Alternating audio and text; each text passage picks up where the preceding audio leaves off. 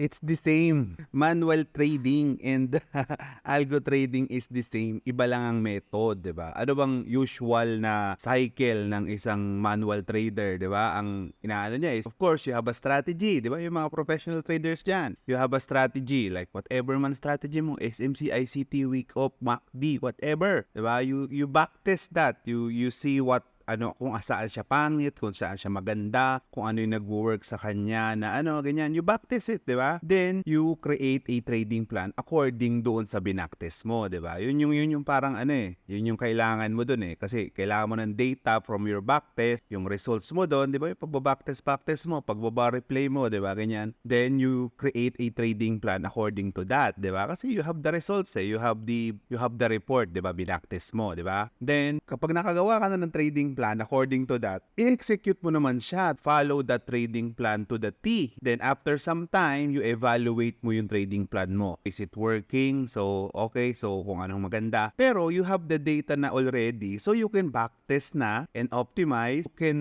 execute that trading plan, di ba? Ayun naman yun, di ba? That's the cycle of that, di ba? Algo trading, ganun din naman, di ba? Ganun din naman yun. Ang problema lang, ang kaibahan lang pala is it's all automated, di ba? Automated, parts of it's automated. Ang problema kasi, we try to, sinasabi natin na everything should be done automated. Hindi ganun wala pang EA na ganun And wala talagang EA na ganun pa. That's why we studied Gab-AI, di ba? Kaya nga nag-aaral tayo ng gabay. Kasi yun yung one step to that. Pero ngayon, wala pa, di ba? Yun pa yung parang So, ano bang steps ng algo trading? Automated backtesting, di ba? Makikita mo na. Automated lang yung backtesting mo kasi MetaTrader 5 has that feature na pwede ka mag-backtest. And MetaTrader 5, kahit ano pang sabihin mong hindi backtest yan. It's real world simulation na. Yun naman talaga yung design ng MetaTrader 5. Ginawa yun para doon. Ginawa yun para doon sa data, sa real ticks ng data noon, di ba? MetaTrader 4 kasi walang ganun. May ganun pero pangit. Then after that, you found out that this might be good, this might be this what yan. Tapos i-optimize mo na. Automated din kasi yon sa MetaTrader 5. Na-solve na rin yon ng MetaTrader 5 kung paano mag-optimize, di ba? So you try several settings, you try several numbers, try several set files, several whatever configuration nung robot na yon at na magbibigay sa'yo ng good result. Then after that, kapag happy ka na doon, nakapag-create ka na ng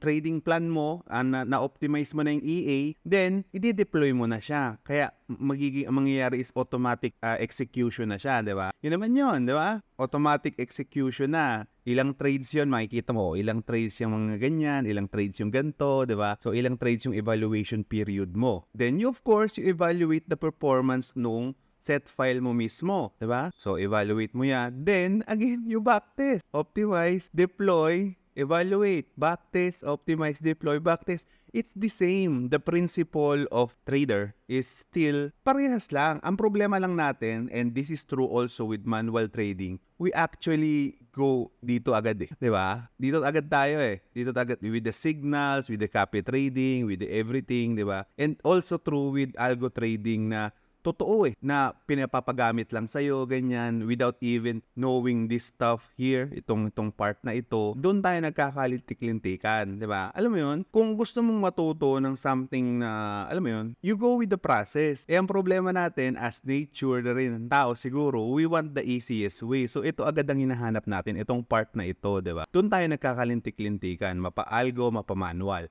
Now, syempre, sa ating opportunistic na mundo, marami talagang susukbit sa'yo dito. Dito sa part na to is the copy trading, the whatever, ganyan-ganyan. And, alam mo yun, the signals and gano'n-gano'n, di ba? And this part na to is yung papakitaan ka ng mga robots na nagbiglang, oh shit, ang lalaki ng mga results, di ba? Pero, it's not supposed to be that way. It's supposed to always go through this process. Yun naman ang trading, guys. Walang shortcut doon. Hello?